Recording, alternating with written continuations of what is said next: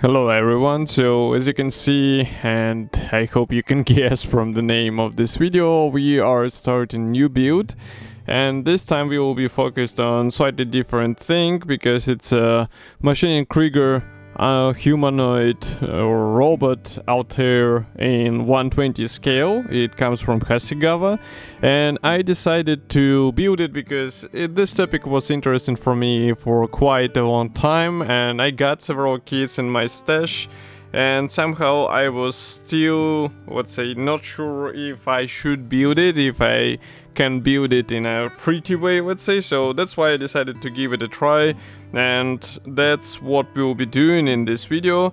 And the kit itself should not be difficult to build. What will be quite funny is how to paint it, because as you can see, camouflages are quite, I would say, unusual, but they try to mimic the German vehicles from World War II.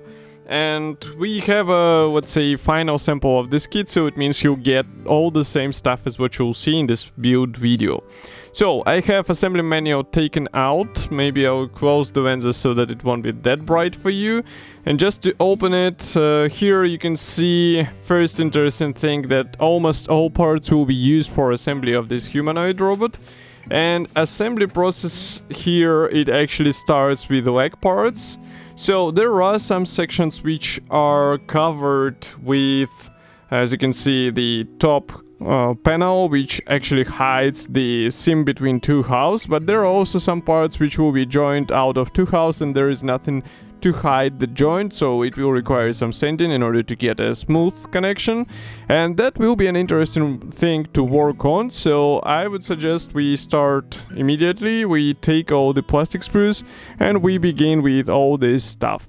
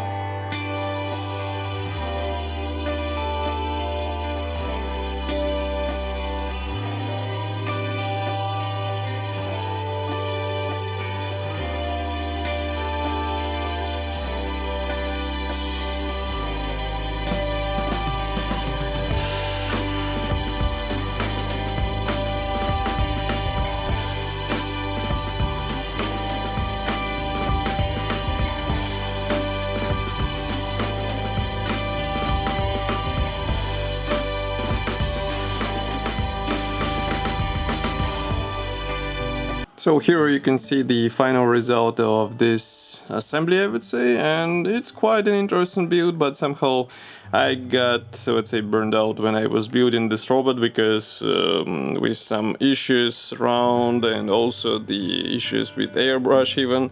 So this robot was abandoned for some time, and now you can see the final shape. For me it was important to, let's say, finish it when it will be, let's say, ending of the year, so I didn't want to keep it even through the next year, so that's why I decided to finish it. As you can see, there are still some spaces or let's say spots which can be improved, but that's not something what I was eager to stay on, so that's why it came in this shape. But overall I can say that this is a really good kit. It's easy to assemble together, and maybe with some, let's say, more inspiration you can achieve even bigger results. As you can see, I got rid of the clear plastic parts. I actually used for these lenses the clear wet effects from Ma.K, and this is quite interesting thing because you just take a drop with help of the brush, you apply it on top of these things and you are good to go. And of course this writing, it was done freehand, so it's just to add something on this main shield. In my opinion, this is a really interesting, let's say, take on this. I tried to stay away from decals, so that's why I went this way. And the same can be said about these bright accents on the top, because overall it's quite dull, one color marking option I chosen, so that's why it was decided to take it a bit brighter with these minor elements. And of course, overall, these vinyl wires, they're a bit tricky to operate. Some modelers were actually suggesting to get them in the last stages of the assembly, but I decided to go straight away, so it's your decision whether you would like to have it straight before the assembly process. Just keep in mind that you will have to paint them properly. And also here, if camera will focus, maybe I'll also move it a bit to the side. Here you can see that I also painted these nozzles with a burnt metal from Gunze, and I also applied the blued metal from Tamiya just to make a burned out finish. You can also see that there are some, let's say, weathering applied as the camouflage. My initial purpose or my initial aim was to use the digital camo templates such as this, but somehow my airbrush still refuses to work. I will have to look into it because otherwise it's really tricky to get something convincing out of it. But again, I would say this is my first experience with the machining Krieger, and it's not bad. It's just I have to fix my tools so that it will be possible to get a bit more proper result, or maybe do the whole marking option with help the simple brush, not of the airbrush. So, of course, I will be happy to hear your opinion about this guy. Do not forget to write it in the comment section below. And if you like this video, press the like button and subscribe to our YouTube channel. And I will see you in the next builds or reviews on our channel, so stay tuned and bye.